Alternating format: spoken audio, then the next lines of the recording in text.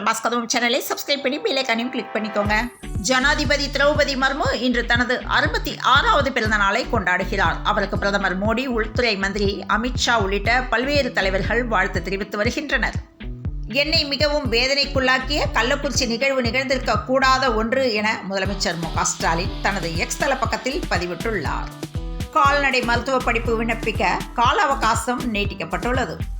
தென்மேற்கு பருவமழை குறித்த பேரிடர் ஆயத்த பணிகள், மீட்பு படையை தயார் நிலையில் வைக்க தலைமைச் செயலாளர் அறிவுறுத்தியுள்ளார். விஷச்சாராய விவகாரத்தில் மதிமுக எம்பி துரை வைகோ நேரில் ஆறுதல் அளித்தார். கள்ளச்சாராய விவகாரத்தில் சிபிஐ விசாரணை வேண்டும் என உள்துறை மந்திரி அமித்ஷாவுக்கு அண்ணாமலை கடிதம் அனுப்பியுள்ளார். பூரண மதுவிலக்கை அமல்படுத்த கோரி சென்னையில் விசிக ஆர்ப்பாட்டம் நடத்த உள்ளதாக திருமாவளவன் எம்பி அறிவித்துள்ளார். அதிமுக இணைவதற்காக எந்த தியாகத்தையும் செய்ய தயார் என ஓ பன்னீர்செல்வம் பேசியுள்ளார். மக்களவைக்கு தற்காலிக சபாநாயகராக பர்துல்ஹரி மஹதாப் நியமிக்கப்பட்டுள்ளார். கள்ளக்குறிச்சியில் விஷச்சாராயம் விற்பனை செய்த சின்னத்துரையை பண்ருட்டி அருகே போலீசார் கைது செய்தனர். பெண்களின் முன்னேற்றமே நாட்டின் உண்மையான முன்னேற்றம் என தலைமை செயலாளர் சிவதாஸ் மீனா பேசியுள்ளார். விஷச்சாராய மரணம் திமுக அரசை கண்டித்து 24ஆம் தேதி அதிமுக சார்பில் கண்டன ஆர்ப்பாட்டம் என எடப்பாடி பழனிசாமி அறிவிப்பு வெளியிட்டுள்ளார். கள்ளக்குறிச்சியில் விஷச்சாராய விவகாரத்தில் திடீர் சோதனை நடத்த காவல்துறையினருக்கு டிஜிபி சங்கர் ஜுவால் உத்தரவிட்டுள்ளார். விஷச்சாராயம் அருந்தி உயிரிழந்தவர்களின் குடும்பத்திற்கு தலா ரூபாய் 10 லட்சம் நிதியுதவி அமைச்சர் உதயநிதி ஸ்டாலின் வழங்கினார். கள்ளக்குறிச்சி அரசு மருத்துவமனைக்கு தவேகா தலைவர் விஜய் வருகை தந்து பாதிக்கப்பட்டவர்களுக்கு ஆறுதல் கூறினார். விக்கிரவாண்டி இடைத்தேர்தலுக்கு மேலும் 7 பேர் வேட்புமனு தாக்கல் செய்தனர். அரசின் நற்பெயருக்கு களங்கம் ஏற்படுத்தும் பழனிசாமி என அமைச்சர் யாவா வேலு பதிலடி கொடுத்துள்ளார். வந்தே பாரத் விரைவு ரயிலில் கொடுக்கப்பட்ட உணவில் கரப்பான் பூச்சி கிடந்ததால் பயணிகள் அதிர்ச்சி அடைந்தனர். கள்ளச்சாராய மரணங்கள் தமிழக அரசின் தடுமாற்றத்தால் நிகழ்ந்த பேரவலம் என ஜிவி பிரகாஷ் பேசியுள்ளார்.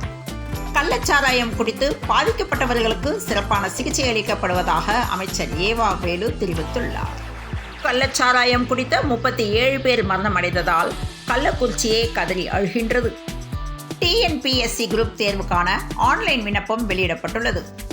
கிருஷ்ணகிரி மாவட்டம் ஓசூர் அருகே தலைமை காவலராக பணிபுரிந்து வந்த ராஜேந்திரன் என்பவர் கடந்த ஆண்டு உடல்நலக்குறைவால் உயிரிழந்தார்.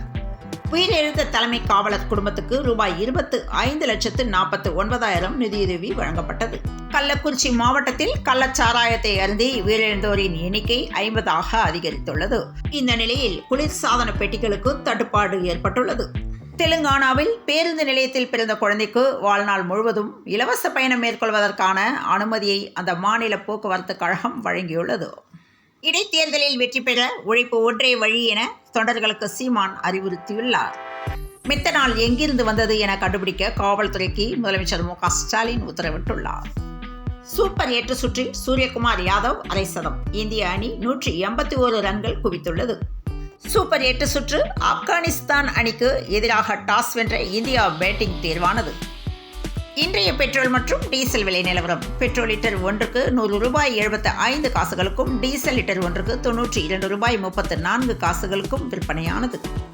தமிழகத்தில் அடுத்த 7 தினங்களுக்கு ஓரிரு இடங்களில் புதுவை மற்றும் காரைக்கால் பகுதிகளிலும் இடி மற்றும் மின்னலுடன் கூடிய மிதமான மழைக்கு வாய்ப்பு உள்ளதாக சென்னை வானிலை ஆய்வு மையம் தகவல் தெரிவித்துள்ளது. தொடர்ந்து இணைந்திருங்கள் பிரபாஸ் கதவம் செய்திகளுடன். மீண்டும் மற்றும் ஒரு செய்தியில் சந்திப்போம். வணக்கம்.